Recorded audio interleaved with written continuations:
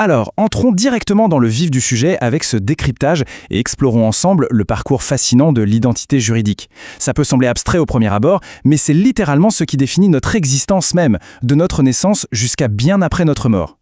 En droit civil, le monde n'est pas juste fait d'objets physiques ou de personnes biologiques, il est structuré par des concepts invisibles, mais d'une puissance redoutable. Ce sont ces concepts qui dictent qui peut posséder quoi, et surtout qui a le droit d'exister officiellement sur le papier.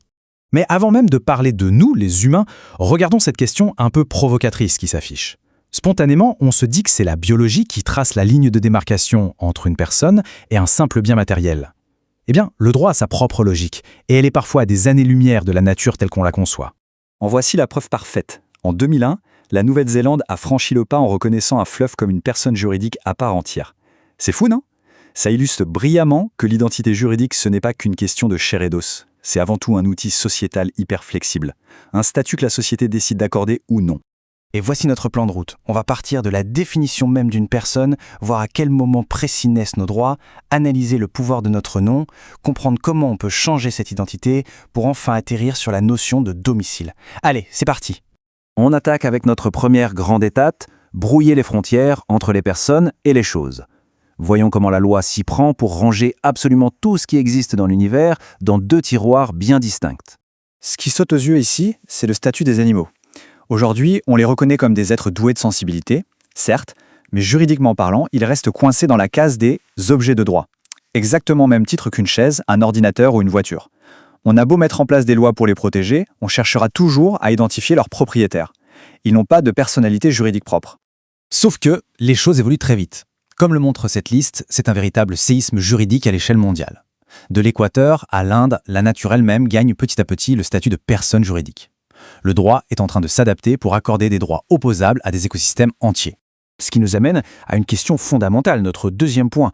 À quel moment précis, pour nous les humains, cette identité commence-t-elle officiellement ? Parce que non, ce n'est pas automatique au moment de la conception. L'obtention de la personnalité juridique demande de cocher 2 cases médicales extrêmement strictes. Il faut naître vivant, c'est-à-dire respirer de façon autonome ne serait-ce qu'une seule fois, et être viable, donc avoir des organes essentiels suffisamment formés. Sans ces 2 critères cumulatifs, pour le droit, on n'a tout simplement jamais existé. Et c'est là qu'on se retrouve face à des drames d'une complexité absolue. Prenons la tragique affaire de l'accident de Pierre Palmade. La jurisprudence est implacable, un fœtus n'a qu'une personnalité potentielle. Tant qu'il n'y a pas de naissance vivante, il n'y a pas de droit actif. C'est une ligne rouge très claire tracée par le droit et qui soulève évidemment des débats vertigineux sur la définition même de la vie humaine. D'ailleurs, une fois qu'on a franchi cette ligne, l'État ne plaisante pas. On a très exactement 5 jours pour déclarer une naissance en mairie. Pas un de plus. Et si on rate le coche, eh bien les pénalités sont sévères, allant jusqu'à des peines de prison et de lourdes amendes. L'objectif de l'État est très clair. Personne ne doit exister hors des radars de l'état civil. Bon, une fois qu'on existe sur le papier, il faut un nom pour être identifié. C'est notre 3e volet, le pouvoir du nom, entre liberté et contrôle. J'adore cette phrase du professeur Mallory affichée ici parce qu'elle résume à elle seule pourquoi l'État s'autorise à mettre son nez dans ce que les parents choisissent. Le principe aujourd'hui, c'est la liberté, oui, mais une liberté qui s'arrête là où commence le préjudice pour l'enfant. C'est pour ça que l'officier de l'état civil veille au grain. Si un prénom risque de gâcher la vie de l'enfant, de lui attirer des moqueries perpétuelles, la justice peut être saisie pour dire stop. C'est un filet de sécurité. Et la jurisprudence regorge d'anecdotes assez croustillantes. Associer le prénom Meghan au nom de famille Renault, refusé net par les juges, la référence à la voiture était trop évidente. Les initiales MJ en hommage à Michael Jackson, pareil, recalé. Par contre, dans un autre registre, un juge a totalement validé le prénom Zébulon. Comme quoi, l'appréciation du risque est parfois surprenante. Mais si on prend un peu de recul avec cette frise chronologique, on observe un changement de fond dans notre société. On est passé d'un modèle ultra-patriarcal, où seul le nom du père comptait, à un modèle qui pousse vers l'égalité. La loi de 2022 est une petite révolution.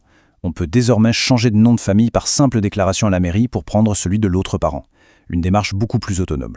Et cette idée de reprendre le contrôle nous amène directement à notre 4e partie. Peut-on vraiment réécrire son état civil ? Regardez ce chiffre, 123.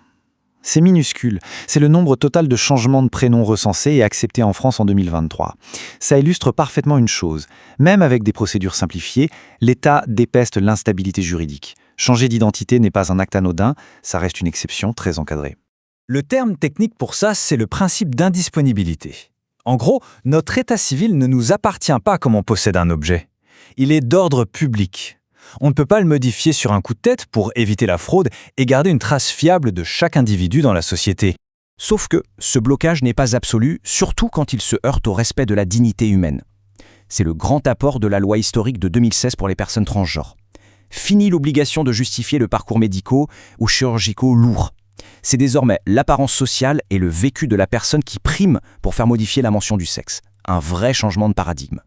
Allez, on arrive à notre dernière étape. On a le nom, on a les droits, mais physiquement, où est-ce que cette identité juridique prend-elle racine ? Il y a ici une distinction absolument fascinante que fait le droit. D'un côté, il y a la résidence, c'est là où on dort en pratique, au quotidien. De l'autre, le domicile, c'est l'endroit abstrait où le gouvernement ancre officiellement nos droits, nos dettes et notre correspondance légale. Au quotidien, c'est souvent la même adresse, mais juridiquement, ce sont deux mondes distincts. Et cette distinction donne lieu à des astuces légales redoutables. On peut carrément élire un domicile fictif. Par exemple, pour l'achat d'un gros bien immobilier, toutes les parties peuvent décider que, pour cette transaction précise, leur domicile juridique sera chez le notaire. C'est temporaire, mais c'est une pirouette administrative parfaite pour centraliser toute la paperasse au même endroit. Pour conclure ce décryptage, posons-nous une question un peu folle. On l'a vu, le droit est une matière vivante. Aujourd'hui, on parle de donner une personnalité juridique aux robots et à l'intelligence artificielle. Si en plus, nos domiciles deviennent de simples adresses IP stockées dans un cloud virtuel, à quoi ressemblera l'état civil humain en 2050 ? Est-ce que l'humain sera encore la référence centrale de l'identité juridique ?